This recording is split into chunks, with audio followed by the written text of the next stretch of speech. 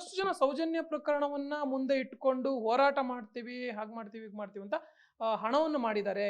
ಸೌಜನ್ಯ ಹೆಸರಲ್ಲಿ ಒಂದಷ್ಟು ತಮ್ಮ ಸ್ವಂತ ಲಾಭಕ್ಕಾಗಿ ಸೌಜನ್ಯ ಹೆಸರನ್ನ ಬಳಸ್ಕೊಳ್ತಾ ಇದ್ದಾರೆ ಅನ್ನುವಂಥ ವಿಚಾರ ಏನ್ ಹೇಳ್ತೀರಾ? ಖಂಡಿತ ನೀವು ಆಪಾದನೆಗಳು ಒಂದಷ್ಟು ಬರ್ತಾನೆ ಇದೆ. ಆ ರೀತಿ ಹಣ ಪಡೆದು ಹೋರಾಟ ಮಾಡಿದ್ರೆ ಖಂಡಿತ SIT ಅದ್ರ ಮೇಲೂ ಕೂಡ ತನಿಖೆ ಮಾಡಲಿ, ಅವ್ರನ್ನೂ ಒಳಗಾಕ್ಲಿ.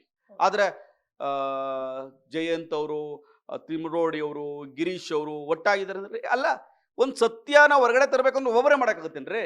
4 ಜನ ಒಂದಾದ್ರೆ ತಾನೇ ಸಾಧ್ಯ.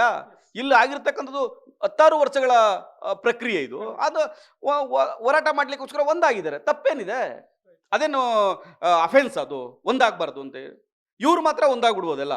ಇವರು ಒಂದೊಂದಾಗಿ 400-500 ಕಾರಲ್ಲಿ ಹೋಗಿ ಅಲ್ಲಿ ಜೈಕಾರಕ್ಕೆ ಹೋಗ್ಬೋದು.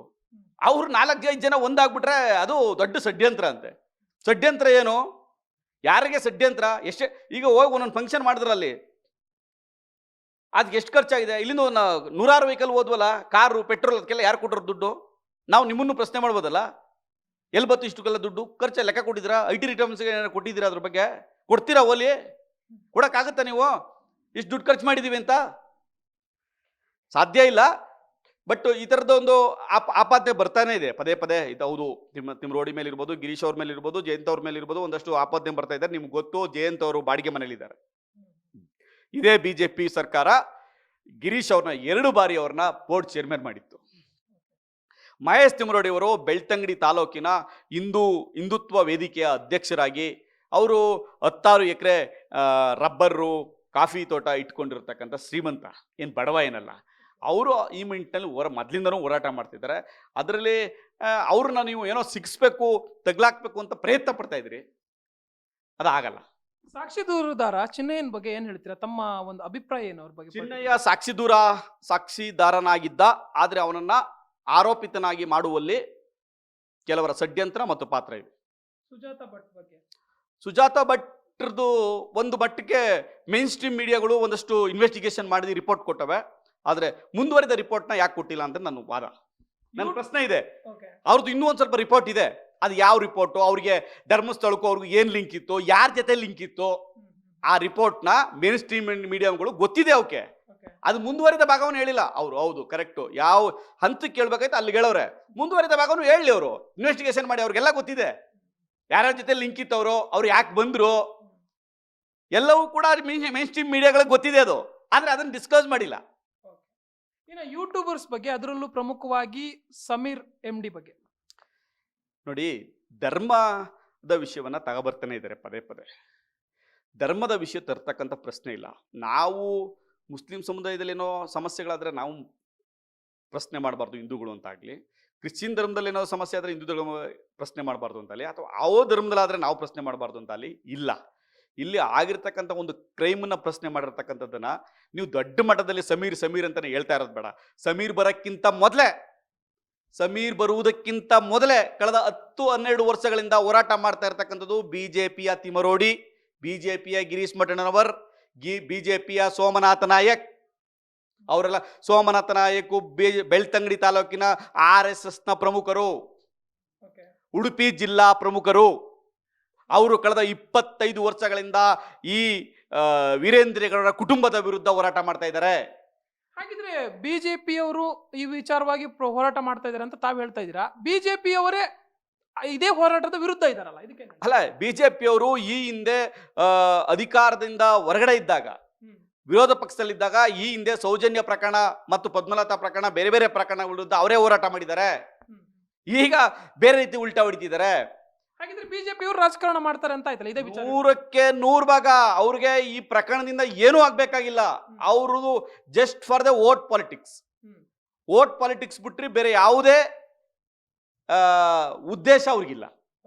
ಆದ್ರೆ ಇಲ್ಲಿ ಪರ್ಟಿಕ್ಯುಲರ್ ಆಗಿ ತಿಮರೋಡಿ ಅವರು, ಹಾಗೇನೆ ಯಾರು ಗಿರೀಶ್ ಮಠಣ್ಣನವರು ಏನಿದ್ದಾರೆ, ಅವರುಗಳ ಹೋರಾಟದ ಬಗ್ಗೆ ತಮಗೆ ನಂಬಿಕೆ ಇದೆ ಈ ಪ್ರಕರಣದಲ್ಲಿ? ನೋಡಿ, ಗಿರೀಶ್ ಮಠಣ್ಣನವರು, ತಿಮರೋಡಿ ಅವರು ಅದಕ್ಕಿಂತನೂ ಮೊದಲು ಜನವಾದಿ ಮಹಿಳಾ ಸಂಘಟನೆ ಬಹಳ ದೊಡ್ಡ ಮಟ್ಟದ ಹೋರಾಟವನ್ನ ಅಲ್ಲಿ ಮಾಡ್ಕೊಂಡು ಬಂದಿದ್ರು. ತದನಂತರ ಕಾಲಘಟ್ಟದಲ್ಲಿ KRS ಪಾಟೀಲ್ ಅವರು ಮಾಡಿದ್ದಾರೆ, ನನ್ನಂತ ವಕೀಲರು ಮಾಡಿದ್ದಾರೆ, ಒಂದಷ್ಟು ವ್ಯಕ್ತಿಗಳು ಮಾಡ್ತಾ ಇದ್ದಾರೆ, ಒಂದಷ್ಟು ಅವ್ರಿಗೂ ಧರ್ಮಸ್ಥಳದ ಪರವಾಗೂ ಮಾತಾಡ್ತಾರೆ. That is a democracy. ಎಲ್ರಿಗೂ ಸತ್ಯನೇ ಹೊರಗಡೆ ಬರೋದು, ಸತ್ಯಕ್ಕೆ ಜಯ ಸಿಗೋದು.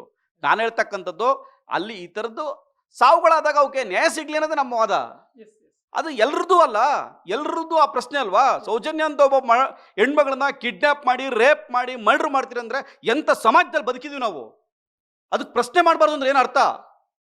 ದೇವ್ರಿಗೆ ಹೆಸರು ಹಾಳಾಗ್ಬಿಡ್ತದೆ, ಆ ದೇವಸ್ಥಾನಕ್ಕೆ ಹೆಸರು ಹಾಳಾಗ್ಬಿಡ್ತದೆ, ವೀರೇಂದ್ರಗೌಡ ಹೆಸರು ಹಾಳಾಗ್ಬಿಡ್ತದೆ ಅಂತ ನೀವು ಹೇಳ್ತಾ ಇರೋದು.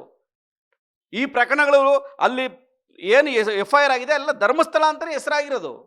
FIR ಕಾಲಂನಲ್ಲಿ ಧರ್ಮಸ್ಥಳ ಅಂತಾನೆ ಹೆಸರಿರೋದು. ಧರ್ಮಸ್ಥಳನ ಯಾಕೆ ಅಡ್ಡ ತಗೋಬತ್ತಾ ಇದ್ರಿ? ಯಾಕೆ ಅದನ್ನು ದುರುಪಯೋಗ ಪಡಿಸ್ತಾ ಇದ್ರಿ? ಕಳೆದ 2012ರಿಂದ ಈ ಹೋರಾಟ ನಡೀತಾ ಇದೆ. 2012ರಿಂದ 2025ರವರೆಗೆ ಭಕ್ತಾದಿಗಳ ಸಂಖ್ಯೆ ತೆಗಿಯೋಣ, ಕಡಿಮೆ ಆಗಿದಾರೋ ಜಾಸ್ತಿ ಆಗಿದಾರೋ ಅಂತ.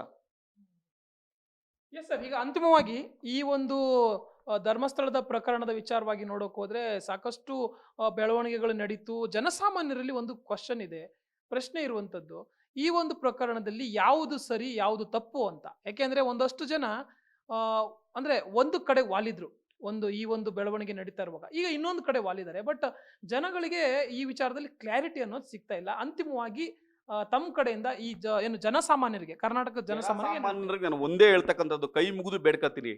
ನೀವು ನೋಡಿ, ಚಿನ್ನಯ್ಯ ಅವರ ಸ್ಟೇಟ್ಮೆಂಟು ಎಲ್ಲವೂ ಸತ್ಯ ಅಲ್ಲ, ಹಂಗಂತಂದ್ರೆ ಎಲ್ಲವೂ ಸುಳ್ಳಲ್ಲ. ಒಂದಷ್ಟು ಸುಳ್ಳುಗಳು ಇರ್ಬೋದು, ಆದರೆ ಸತ್ಯ ಅಂತೂ ಖಂಡಿತ ಇದೆ. ಅದನ್ನು ಹೊರತುಪಡಿಸಿ ನಿಮ್ಮ ಮುಂದೆ ನಮ್ಮ ಮುಂದೆ ಇರ್ತಕ್ಕಂಥ ಜೀವಂತ ಸಾವುಗಳು ಯಾವ ಆದುವಲ್ಲ, ಸೌಜನ್ಯ, ಆನೆಮಾವುತ ನಾರಾಯಣ, ಪದ್ಮಲತಾ, ನಾಗವಲ್ಲಿ, ಈ ಪ್ರಕರಣಗಳಾದರೂ ನ್ಯಾಯ ಸಿಗ್ಬೇಕಾಯ್ತಲ್ವಾ? ಯಾಕೆ ಸಿಕ್ಕಿಲ್ಲ? ಯಾಕೆ ಸಿಕ್ಕಿಲ್ಲ? ಇವತ್ತು ಅಲ್ಲಿರ್ತಕ್ಕಂಥ ದೇವಸ್ಥಾನದ ಅಕ್ಕಪಕ್ಕದಲ್ಲೇ ವಾಸ್ತಾ ಇರತಕ್ಕಂತಹ ದೀನ ದಲಿತರು ಇವತ್ತು ಹಾಗೇ ಇದ್ದಾರೆ. ಅವ್ರಿಗೊಂದು ದೊಡ್ಡ ಮಟ್ಟದ ರೆವಲ್ಯೂಷನ್ ಮಾಡ್ಬೋದಾಯ್ತು, ದೊಡ್ಡ ಮಟ್ಟದ ಸಹಾಯ ಮಾಡ್ಬೋದಾಯ್ತು. ಮಾಡಿದ್ದೀರಾ ನೀವು? ಆದರೆ ನೀವು ಕೊಡ್ತಕ್ಕಂಥ ದೊಡ್ಡ ಮಟ್ಟದ ಟ್ಯಾಕ್ಸ್ ಎಕ್ಸಾಮ್ಷನ್ ತಗೊಂಡಿದ್ದೀರಿ ಸರ್ಕಾರದಿಂದ. ನೀವು ಹೇಳ್ತೀರಿ ಒಂದು ಕಡೆ ದೇವಸ್ಥಾನ ಇದು ಜೈನ್ ಟೆಂಪಲ್ ಅಂತೀರಿ, ಒಂದು ಕಡೆ ಸಾರ್ವಜನಿಕರು ಬರ್ಬೋದು ಅಂತೀರಿ. ನಿಮ್ಮಲ್ಲೇ ಡ್ಯೂಯಲ್ ಸ್ಟ್ಯಾಂಡ್ ಇರ್ತಕ್ಕಂಥದ್ದು. ಸುಪ್ರೀಂ ಕೋರ್ಟ್ ಅಫಿಡವಿಟ್ ಹಾಕ್ಬೇಕಾರೆ ಇದೊಂದು ಇನ್ಸ್ಟಿಟ್ಯೂಷನ್ ಅಂತ ಹೇಳ್ತೀರಿ, ಧರ್ಮಸ್ಥಳ ಇನ್ಸ್ಟಿಟ್ಯೂಷನ್, ನಾನು ಎಕ್ಸಿಕ್ಯೂಟಿವ್ ಆಫೀಸರ್ ಅಂತ ನೀವು ಡಿಕ್ಲೇರ್ ಮಾಡ್ಕೋತೀರಿ. ಇದು ಜೈನ್ ಟೆಂಪಲ್ ಅಂತ ಡಿಕ್ಲೇರ್ ಮಾಡ್ಕೋತೀರಿ. ಇದು ಪ್ರೈವೇಟ್ ಪ್ರಾಪರ್ಟಿ ಅಂತ ಡಿಕ್ಲೇರ್ ಮಾಡ್ಕೊಂಡಿದ್ದೀರಿ. ಪ್ರೈವೇಟ್ ಪ್ರಾಪರ್ಟಿ ಅಂತ ಡಿಕ್ಲೇರ್ ಮಾಡ್ಕೊಂಡು ಟ್ಯಾಕ್ಸ್ ಎಕ್ಸಂಪ್ಷನ್ ಹೆಂಗೆ ತಗೋತೀರಾ? ಸುಪ್ರೀಂ ಕೋರ್ಟಲ್ಲಿ ನೀವು ಹಾಕಿರ್ತಕ್ಕಂಥ ಅಫಿಡವಿಟ್ಟು. ಹಾಗಾಗಿ ನಾವು ಕೇಳ್ತಿರ್ತಕ್ಕಂಥದ್ದು, ಇದೊಂದು ಸಾರ್ವಜನಿಕ ಹಿಂದೂ ಟೆಂಪಲ್ ಆಗಿರೋದ್ರಿಂದ ನೀವು ಸರ್ಕಾರಕ್ಕೆ ಉತ್ತರದಾಯಿತ್ವವಾಗಿರಬೇಕು, ಸಮಾಜಕ್ಕೆ ಉತ್ತರದಾಯಿತ್ವವಾಗಿರಬೇಕು. ಅಷ್ಟೇ ನಮ್ಮ ಅಪೀಲ್. ಎಸ್, ಅಂತಿಮವಾಗಿ ಈ ಒಂದು SIT, ಈ ಒಂದು ಧರ್ಮಸ್ಥಳದ ಪ್ರಕರಣದಲ್ಲಿ SIT ನ್ಯಾಯ ಕೊಡಿಸುತ್ತೆ ಅನ್ನುವಂಥ ನಂಬಿಕೆ ಪ್ರದೀಪ್ ಅವರಿಗಿದೆಯಾ? SIT ಮೇಲೆ ಯಾವುದೇ ಒತ್ತಡ ಬೀಳದೆ ಹೋದ್ರೆ 100ಕ್ಕೆ 100 ಭಾಗ SIT ತನ್ನ ಕೆಲಸವನ್ನ ನಿಷ್ಪಕ್ಷಪಾತವಾಗಿ ಮಾಡುತ್ತೆ, ಉತ್ತಮವಾದ ರಿಸಲ್ಟ್ ಬರುತ್ತೆ. ಆದರೆ ಅದಕ್ಕೆಲ್ಲ ಒತ್ತಡ ಹಾಕುವ ಪ್ರಯತ್ನವನ್ನ ಮಾಡ್ತಾ ಇದ್ದಾರೆ. ಒತ್ತಡ ಮಾಡ್ತಾ ಇರ್ತಕ್ಕಂಥ ಪ್ರಯತ್ನದ ಪ್ರತಿಫಲವೇ ಕಾಂಗ್ರೆಸ್ನ ಒಂದಷ್ಟು ಮಹಿಳಾ ಮಣಿಗಳು ಕಾಂಗ್ರೆಸ್ನ ಅಧಿನಾಯಕಿ ಸೋನಿಯಾ ಗಾಂಧಿ ಅವರಿಗೆ ಲೆಟರ್ ಬರೆದಿರ್ತಕ್ಕಂಥದ್ದು. ಅಂದರೆ ನಿಷ್ಪಕ್ಷಪಾತವಾಗಿ ನಡೀತಾ ಇಲ್ಲ ಅಂತ ಅವರೇ ಹೇಳಿದ್ದಾರೆ. ಹಾಗಾಗಿ ನಾನು ರಿಕ್ವೆಸ್ಟ್ ಮಾಡ್ತಕ್ಕಂಥದ್ದು, ರಾಜಕೀಯ ನಾಯಕರು ದಯಮಾಡಿ, ಈಗಾಗಲೇ ನೀವೇನು ಸೌಜನ್ಯ ಪ್ರಕರಣ ಅದು ಬೇರೆ ಬೇರೆ ಪ್ರಕರಣ ಅಲ್ಲಾಡಿಸಿರೋ ಸಾಕು, ದಯಮಾಡಿ ಅವರೊಂದು ರಿಪೋರ್ಟ್ ಕೊಡೋವರೆಗೂ ಸಮಾಧಾನವಾಗಿರಿ. ಆ ರಿಪೋರ್ಟ್ನ ನಾವೆಲ್ಲರೂ ಒಪ್ಕೋತೀವಿ. Yes sir, thank you.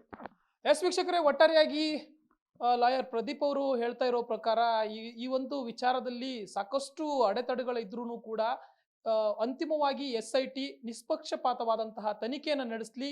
Soujanya ಪ್ರಕರಣದಿಂದ ಹಿಡಿದು ಒಟ್ಟಾರೆಯಾಗಿ ಧರ್ಮಸ್ಥಳದಲ್ಲಿ ಯಾರಿಗೆಲ್ಲ ಅನ್ಯಾಯ ಆಗಿದೆ ಅವರೆಲ್ಲರಿಗೂ ಕೂಡ ನ್ಯಾಯ ದೊರಕಲಿ, ಯಾರೆಲ್ಲ ತಪ್ಪಿತಸ್ಥರಿದ್ದಾರೆ ಅವರಿಗೆಲ್ಲರಿಗೂ ಶಿಕ್ಷೆ ಆಗಲಿ ಅನ್ನುವಂಥ ಮಾತನ್ನು ಅವ್ರು ಹೇಳಿದ್ರು.